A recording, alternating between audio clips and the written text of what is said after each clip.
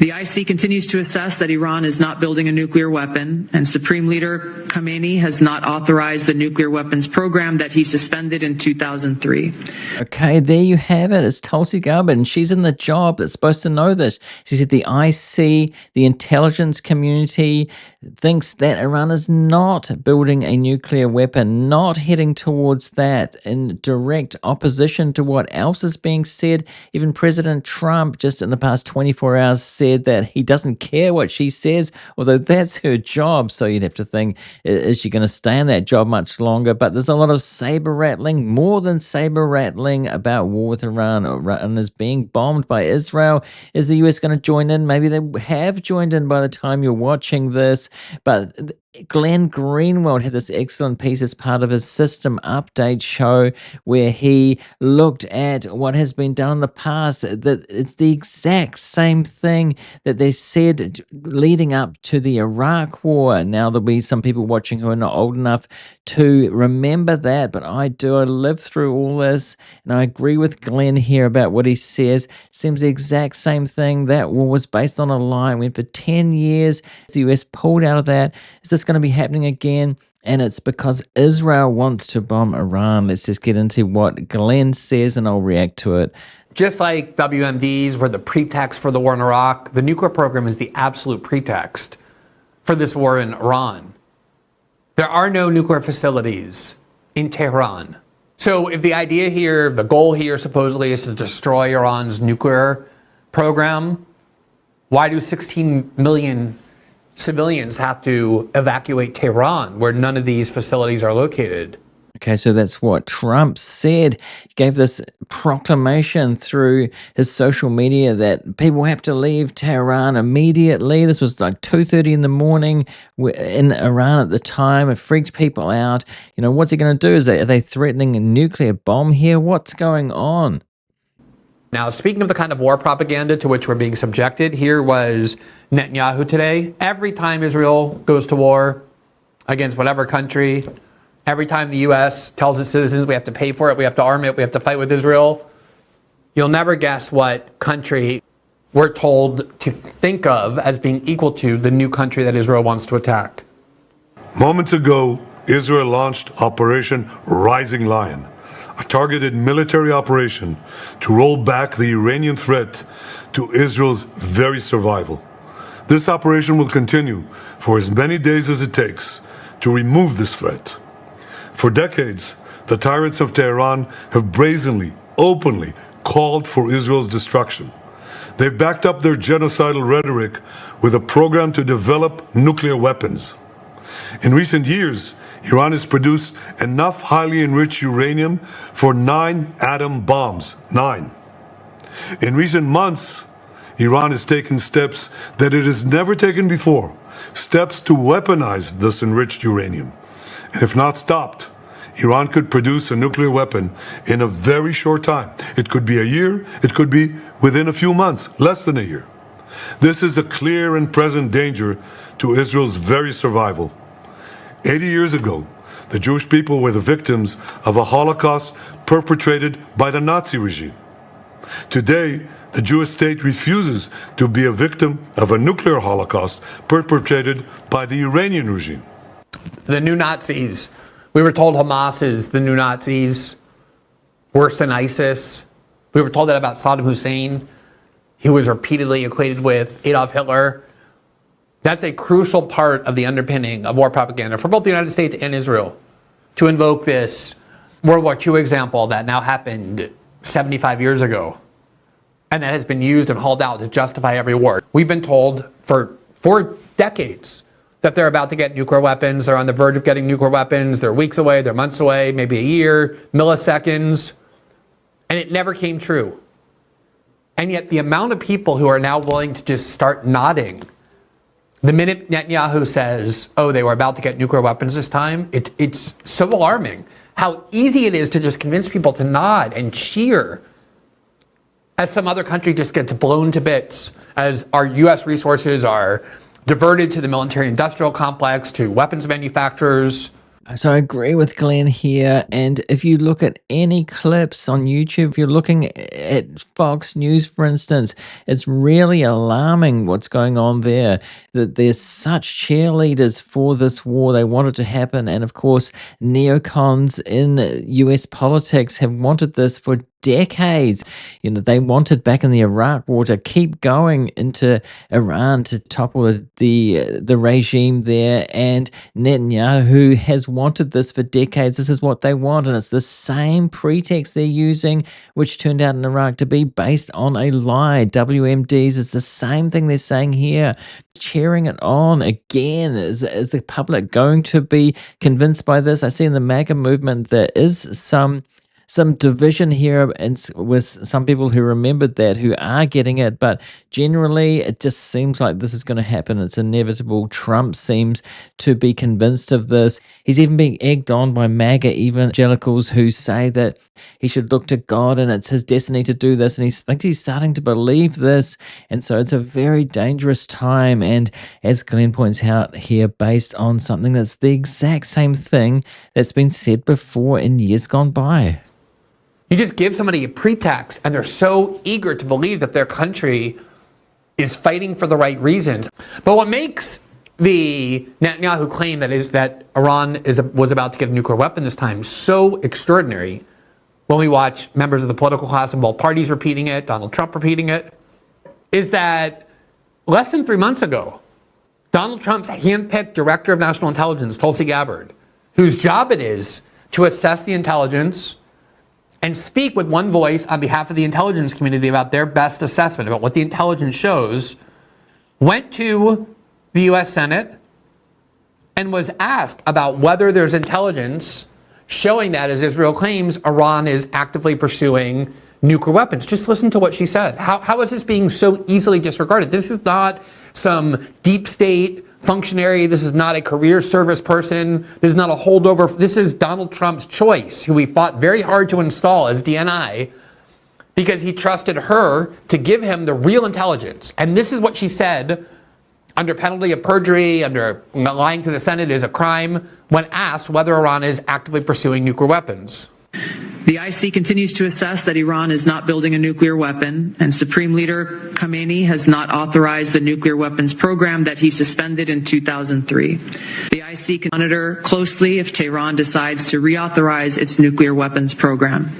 So that was the assessment of the intelligence community just 3 months ago, which has been repeatedly affirmed by the intelligence community, that Iran is not, in fact, pursuing nuclear weapons.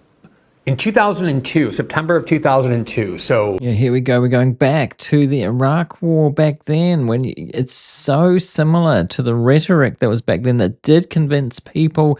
And you have to remember that this was after 9/11, so, the emotion was still very high, and it did succeed, the cheerleading of this war that turned out to be really bogus and based on a lie. Is this happening again? Is this happening again?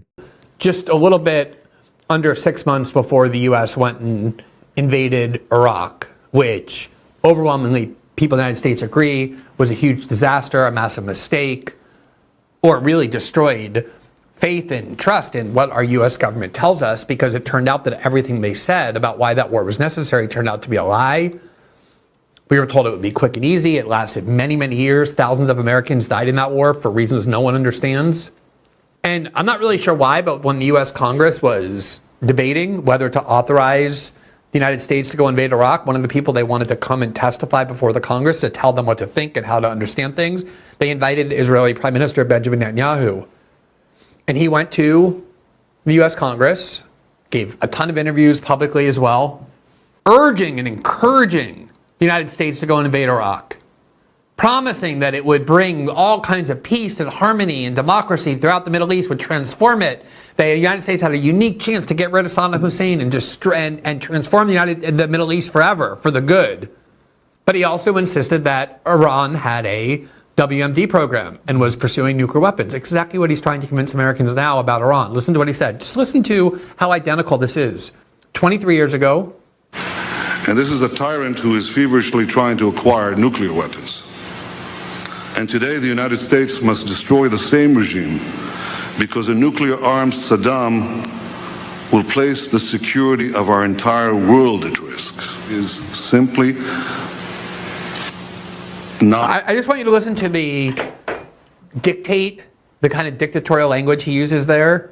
Because, as we said, Yoav Gallant, the Israeli defense minister, until Netanyahu fired him just 6 months ago or so, went on CNN earlier today and said the United States is obligated, Trump is obligated to go fight this war against Iran with us.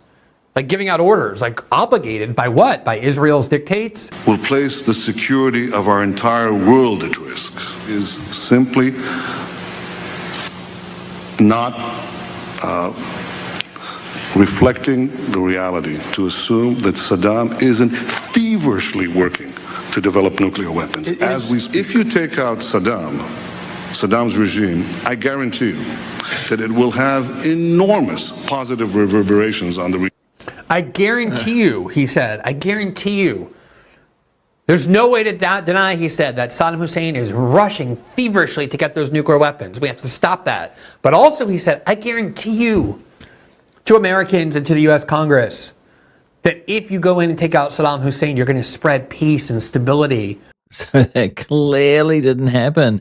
Peace. Remember what happened in Iraq. Even if you're not old enough to know, you surely know that was a complete disaster. It was the opposite of what he said. So why is the US and other countries possibly too? I was in Australia at this time, and I did protest that war along with hundreds of thousands of people on the streets and in Western countries around the world. I didn't do a damn thing, and I fear that it's going to be the same here. I've already seen some protests, and they are being mocked and criticized and really threatened by MAGA people.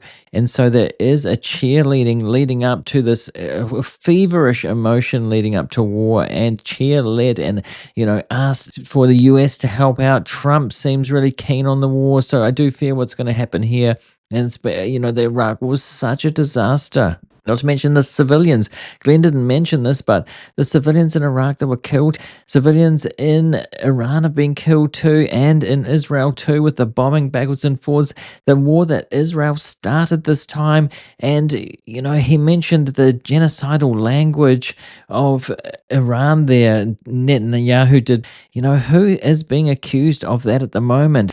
And if you talk about that, you're immediately accused of being an anti-Semite on places like X. I was when I mentioned it, but the world was starting to come around to the fact that is what's going on in Gaza. But now we're kind of distracted, or it's escalated up to this war with Iran.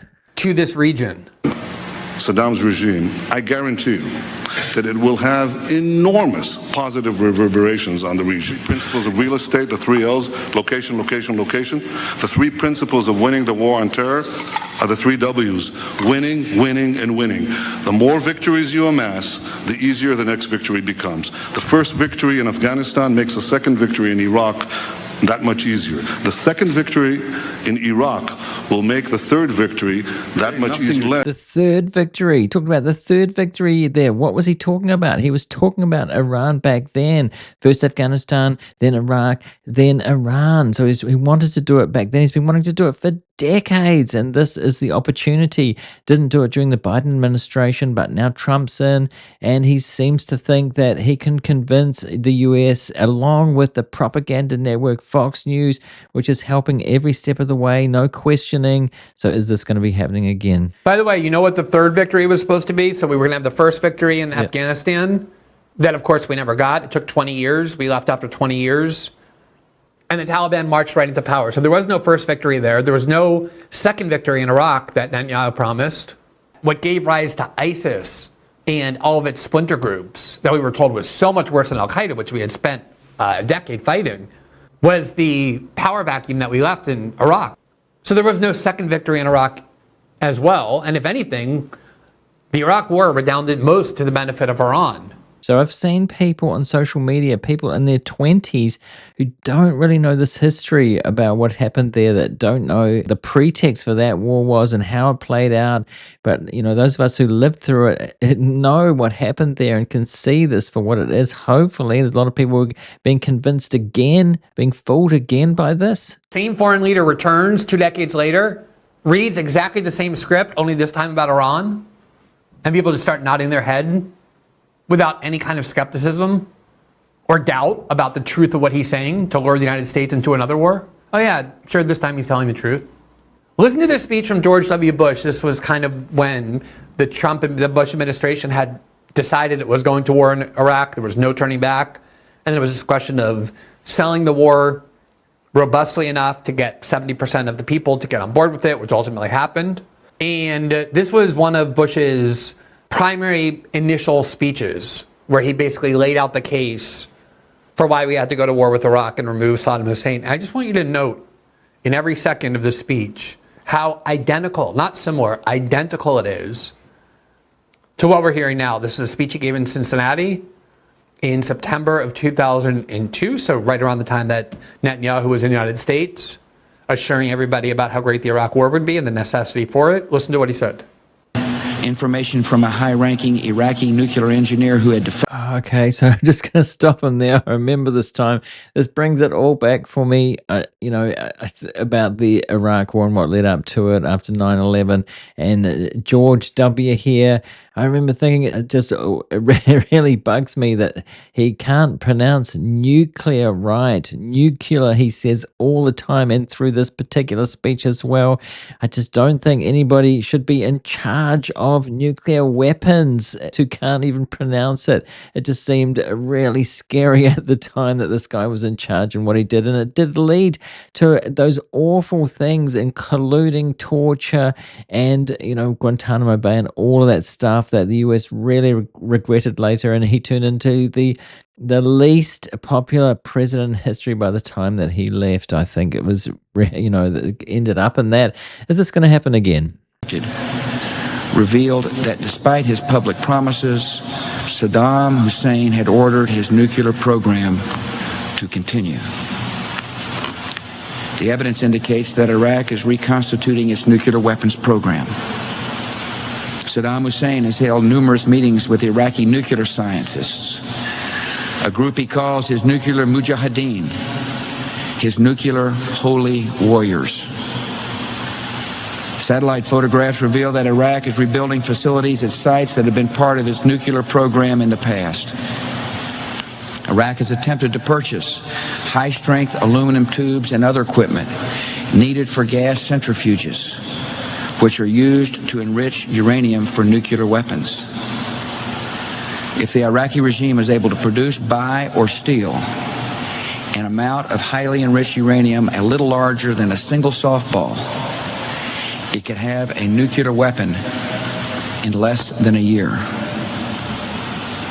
And if we allow that to happen, a terrible line would be crossed.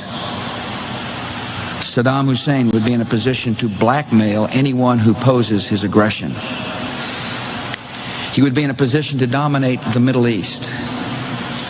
He would be in a position to threaten America. And Saddam Hussein would be in a position to pass nuclear technology to terrorists. Some citizens wonder, after 11 years of living with this problem, why do we need to confront it now?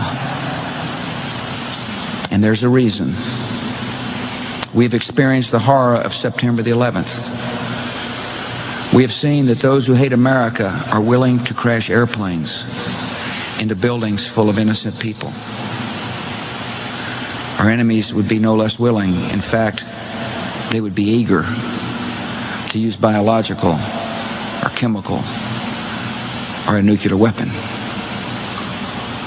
Knowing these realities, America must not ignore the threat gathering against us. Facing clear evidence of peril, we cannot wait for the final proof, the smoking gun that could come in the form of a mushroom cloud.